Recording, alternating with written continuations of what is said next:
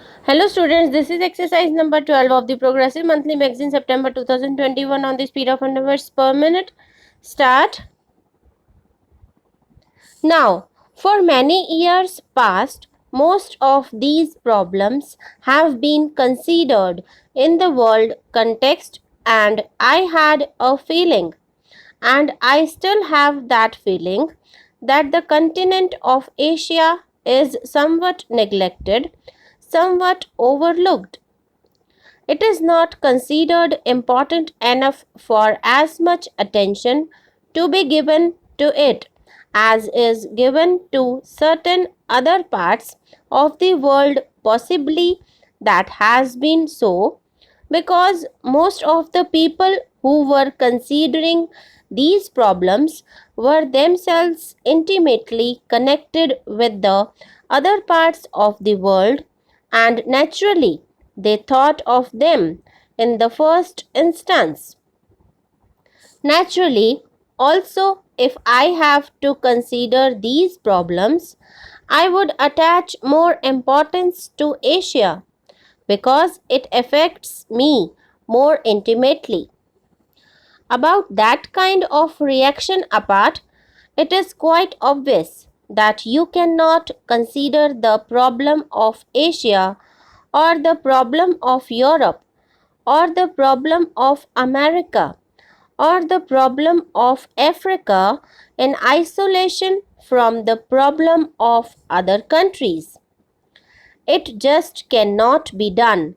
And if some countries which are fortunate enough today think that they can lead their lives in isolation irrespective of what happens in the rest of the world, it is obvious that they are under a misapprehension.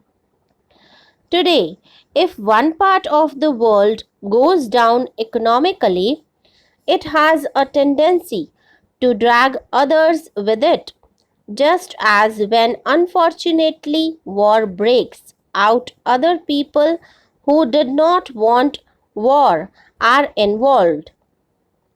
So it is not a question of the prosperous, merely out of the generosity of their hearts, helping those who are not prosperous, though generosity is a good thing.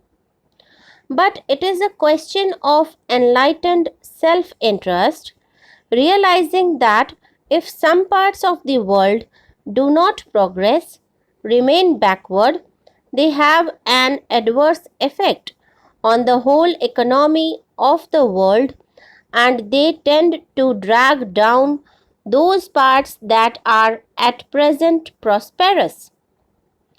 Therefore, it becomes inevitable to consider these problems in the global way and to pay even more attention to those parts which are relatively backward.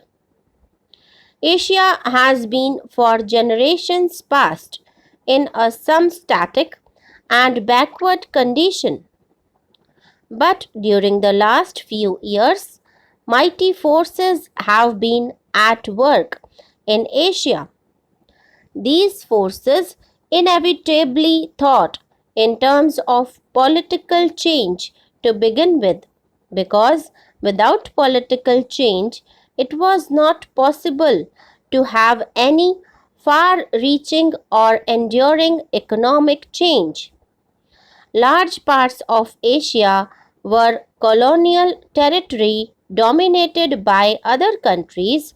From that connection, they have obtained some advantage sometimes. While it did undoubtedly, in a sense, shake up that static condition, at the same time, it tended to preserve it too for the benefit of the people.